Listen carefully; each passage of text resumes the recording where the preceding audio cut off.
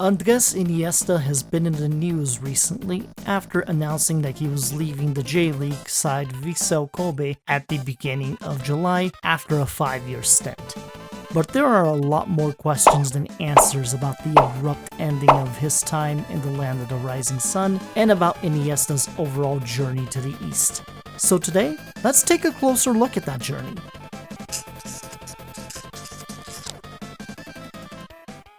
Okay, so for starters, I think just about everyone who watches football knows who Andrés Iniesta is, but in the odd case that you are some stranger who stumbled into this video and doesn't, then let's just go over the abridged version of events here, shall we?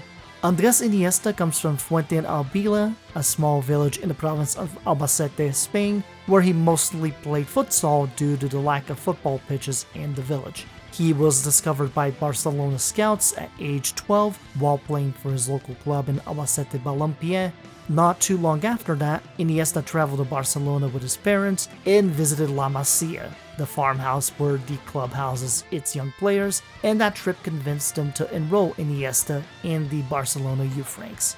Since his arrival at La Masia Academy in 1996, Andrés Iniesta went on to become a name synonymous with Spanish football, rising through the ranks of Barcelona, winning championships for both club and country, scoring a World Cup winning goal in 2010, becoming a part of a legendary midfield at Barca with Xavi and Lionel Messi, forging his name as one of the legends in the game.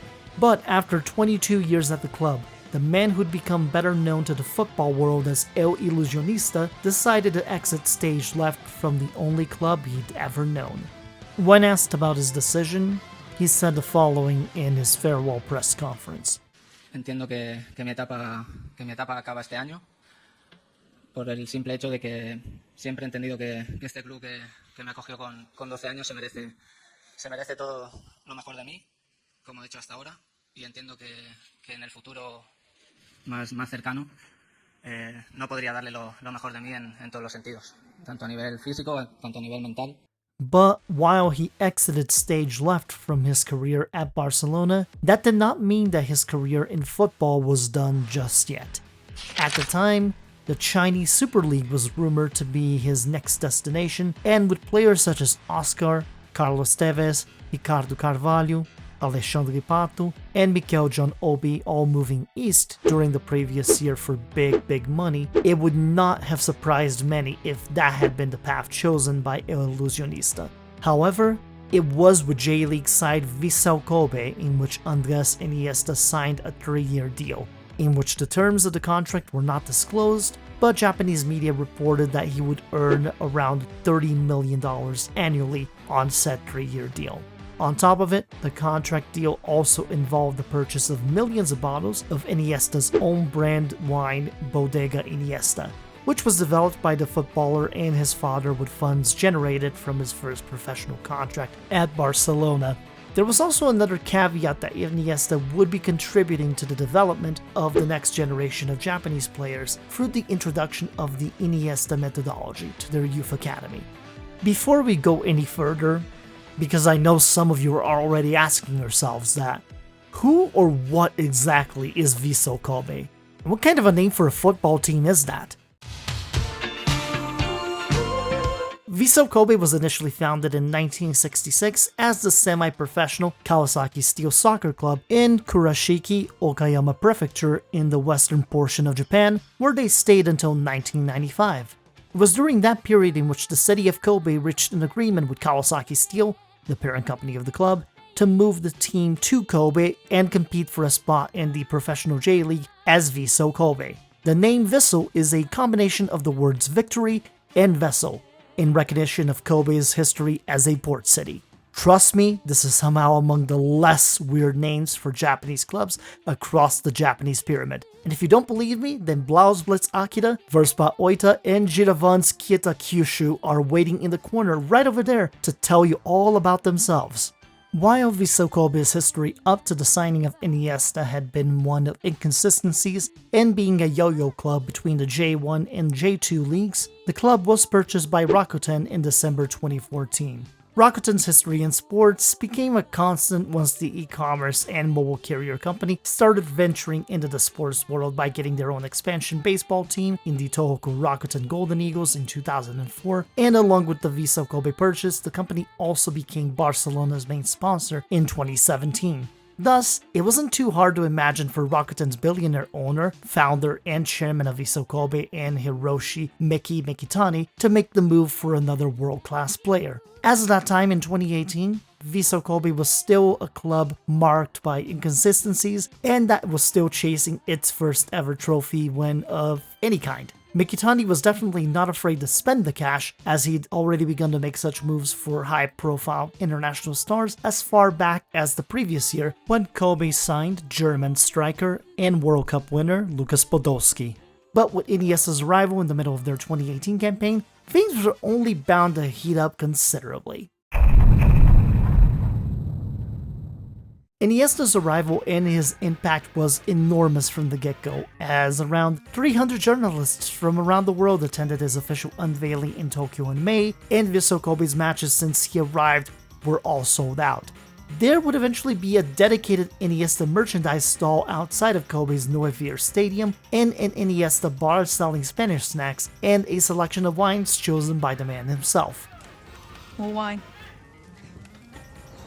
Iniesta mania was basically running wild and from a commercial standpoint already paying off, but the results on the pitch would need to live up to the hype. Iniesta's arrival was also at a crucial time for the club, as Vissel Kobe were 6th in the J.League after 15 matches out of 34 were played, and they were already 15 points behind league leader Sanfrecce Hiroshima. After the return to competition from the World Cup break and Iniesta's debut into the lineup, Vissel Kobe did keep itself fluctuating between 4th and 6th place initially, but after a set of poor results for August and early September that led the club to 10th place, manager Takayuki Yoshida resigned in mid-September and was replaced by Juan Manuel Lillo, an old mentor of Pep Guardiola, for the remainder of the year. While Vissel Kobe ended up finishing the campaign poorly in 13th place, Iniesta's showing during his 14 games played with the team showed some positive signs, with 3 goals and 3 assists, his first goal ever in the J-League coming against Jubilo Iwata, provided that even amidst all the turmoil while battling a pair of nagging groin injuries during the latter half of Vissel's J1 campaign. Overall, having to fight off possible relegation isn't exactly a thing that Vissel Kobe had planned on doing this year, but they managed to survive it in order to fight in the J1 for another season.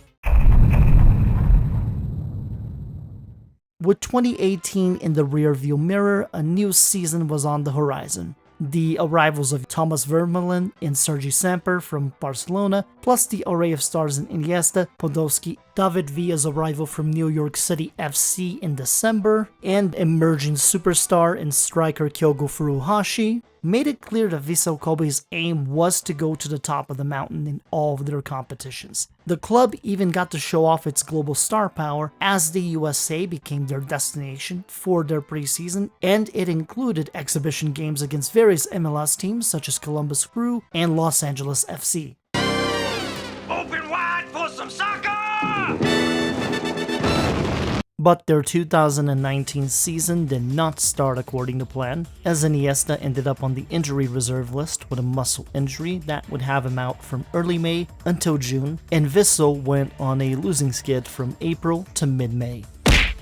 That losing streak saw Juan Manuel Lillo part midway through said losing streak on mutual terms with the club, and oh hey, look, it's Takayuki Yoshida once again. Not that he could do much about that streak, as his second managerial stint was a very quick one, as the slump continued on both the J1 League table and the League Cup.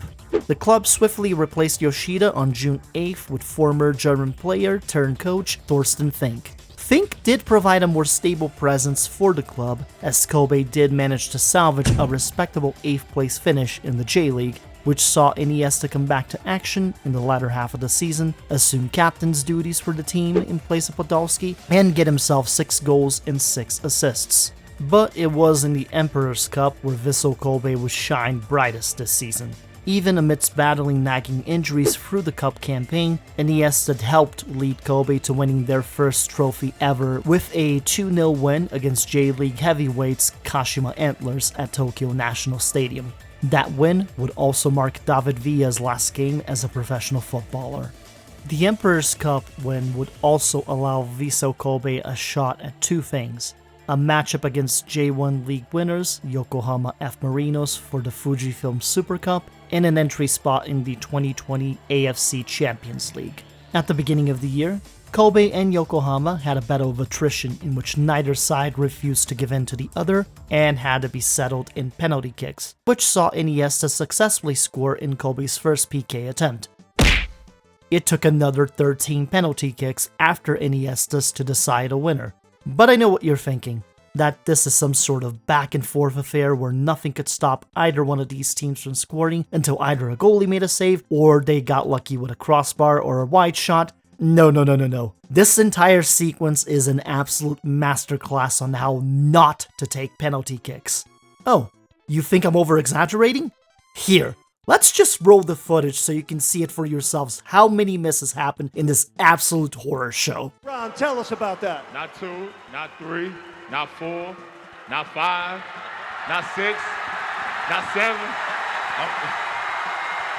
But thankfully, Hotaru Yamaguchi finally stopped the pain, and Vissel Kobe had their second ever trophy along with bragging rights over last season's J1 champions. The official end to a successful year, and with it, the hope that it would lead into even greater success in the new season. 2020 J-League season was halted after its first week in late February until early July. The AFC Champions League was also delayed until September. Also, due to the pandemic, the Emperor's Cup format was altered and there were less teams involved, meaning that due to Vissel Kobe not being one of the top 2 teams in the J1 last season, they would not even get a chance to defend the cup they just won the previous season. But with a much more packed schedule from July to December and the added matches of the AFC Champions League, Iniesta would end up contributing a total of 6 goals and 8 assists across all competitions, even with missing a couple of games between August and September with an ankle injury. It ended up being another inconsistent season for Kobe at the domestic level that was made even rockier by a sudden managerial change. Thorsten Fink stepped down as manager in September after having decided to return to his family in Germany, and that led to former Japan midfielder Atsuhiro Miura being named as Vissel's new manager, shifting from his role from being Kobe's sports director since 2018. Miura would see the remainder of the season out as Vissel Kobe's focus shifted at the near end of the season to their performance in the AFC Champions League, which saw the Ushi make it all the way to the semifinals before falling to the eventual competition champions in South Korea's Ulsan Hyundai in extra time. But Iniesta's campaign eventually came to an end prior to that after a thigh injury initially picked up during the round of 16 matchup against Shanghai SIPG, which was then further aggravated during the quarterfinals against Suwon Blue Wings. The injury was eventually revealed to be a tear of the rectus femoris muscle, and Iniesta was headed back to Barcelona to get surgery immediately afterward. That muscle tear would keep Iniesta out until April 2021. Now, he would make his way back into the lineup with 24 appearances across all competitions throughout the year, and having 7 goals and 4 assists to go with that at age 37. Even with losing one of their key players in Kyogo Furuhashi to a transfer fee from Celtic in the mid-season, that didn't stop Mikitani from going on yet another spending spree by grabbing the likes of Lincoln from Flamengo, Bojan Kirkic, another La Masia graduate from the MLS's Montreal Impact, Yoshinori Muto from Newcastle, and Yuya Osako from Werder Bremen throughout the year. Okay, how the hell did I get stuck supporting the obvious sugar daddy club in the J-League anyway? Oh yeah, that. God damn it, Football Manager. So, how exactly did the season go for the team? Well, the expenditures actually paid off to some extent. Vissel Kobe's 2021 campaign in the J1 was its best one to date, with the team going on to end 3rd place in the league. but third would be the best they could get given the seasons that Kawasaki Frontale and Yokohama Marinos managed to pull off in front of them. This is also the first year in the entirety of Iniesta's stint in which the team's manager didn't depart or got fired throughout the course of the season. Coincidence? I think not!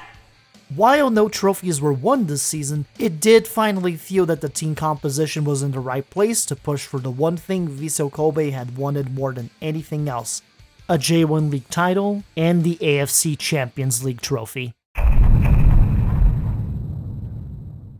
3 goals, 3 assists. That's actually all that Andrés Iniesta managed to muster in a season that saw Kobe not get its first victory in the J1 until May 14th.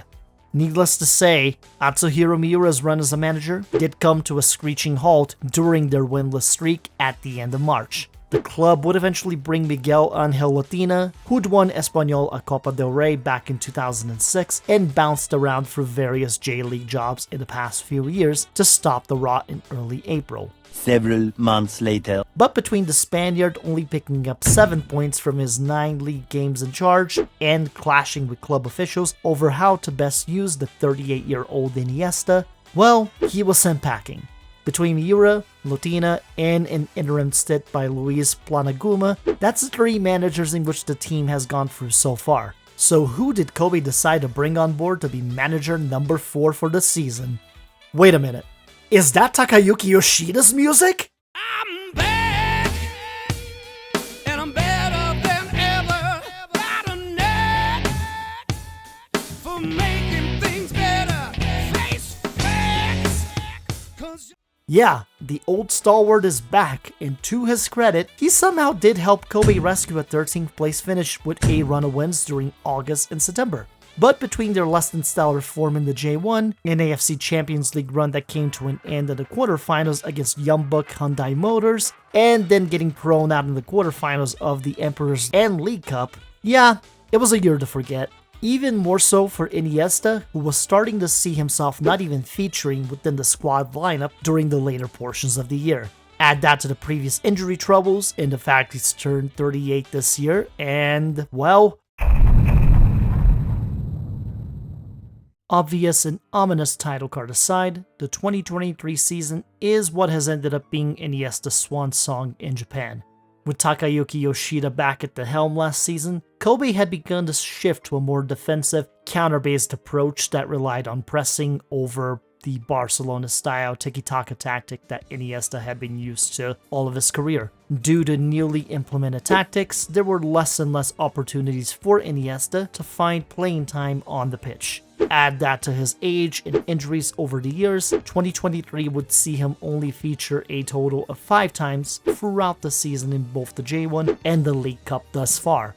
And so, on May 25th, 2023, the announcement was made as Andrés Iniesta would leave the club midway through the season on July 1st. Per Iniesta himself during the press conference, it wasn't exactly the easiest of decisions for him to make, as he saw himself initially retiring with the club, but the lack of playing time and basically becoming the 4th option in their midfielder depth chart forced his hand to go this far. Ironically, this would be the season in which Vissel Kobe has found itself living up to their expectations that the club had signed Iniesta for all this time, as they are currently in 3rd place, having led the J1 throughout a majority of the season and only 3 points behind league leaders Yokohama F. Marinos. This would guarantee him enough time to partake in a friendly against his former side Barcelona in early June, a friendly in which Barcelona booked to have happened within 48 hours after finishing their La Liga winning season because they are, in fact, broke.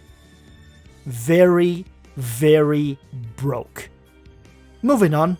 The friendly against Barcelona was most likely Iniesta's last game as a starter with the team, as he played until the 81st minute before being substituted. The game itself being a losing 2-0 effort for Vissel Kobe. Since the announcement that he would be leaving Kobe on July 1st, we've come to find that Iniesta has got options on the table. The Japan Times have reported that Barcelona may be interested in bringing him back in a non-playing capacity. Though per Iniesta, non-playing is a deal breaker, as he has spoken about still feeling that he is still able to play and to contribute to a team. Another option on the table that's been rumored is a move to the United States to play in Major League Soccer, where he has received interest from Inter Miami to sign him. He has also received calls from other Middle Eastern leagues such as Saudi Arabia, Qatar, and Abu Dhabi to join their projects. Wherever he goes, it is most likely that he will get his wish of being able to play a more active role and retire on his own terms. But wherever that next chapter of his journey leads him, there's no doubt that Iniesta's time in Japan was filled with memories. From amusing situations, such as leading FC Tokyo to hire an Iniesta impersonator when they'd heard the man himself would be unable to play against them in August 2018, to helping bring Vissel Kobe their first trophies in the Emperor's Cup and the Fujifilm Super Cup. From less than stellar situations, such as plans to crowdfund a life-size Iniesta statue outside of the Novir Stadium, was quickly shelved in January of last year after fans criticized the stunt, plus his members-only fan club folding just after 6 months due to friction between the service provider and his management agency, to far more wholesome situations, such as the massive impact that Iniesta's game and advice had on former Vissel Kobe and now Celtic striker Kyogo Furuhashi, who has gone on to become one of the biggest revelations of Japanese football in recent years after his move to Scotland. While his time in Japan will not end on the exact note that he wanted, Andrés Iniesta's time there did the following things. It ignited a port city's passion for football even further, especially due to his help in delivering the club their first trophy in the club's 50-plus year history. It allowed him to serve as an ambassador of the game and as a model citizen to the community surrounding him. It allowed them to help shine a spotlight in a league that has only grown further and further over the past few years, even through a tumultuous worldwide pandemic. So come July 1st, 2023, Act 2 of Andrés Iniesta's career comes to an unlikely end, and the magician once again exits stage left. While his journey and footprint on the Japanese game may have not been as filled with accomplishments as the likes of Kashima Antlers pioneer Zico and FC Tokyo legend Amaral, Iniesta's journey to the East is one that will stand out even amongst many other internationals who have made the trek to the land of the rising sun since the league's inception 30 years ago. But where will Ilusionista's third act take him? We'll have to wait and find out.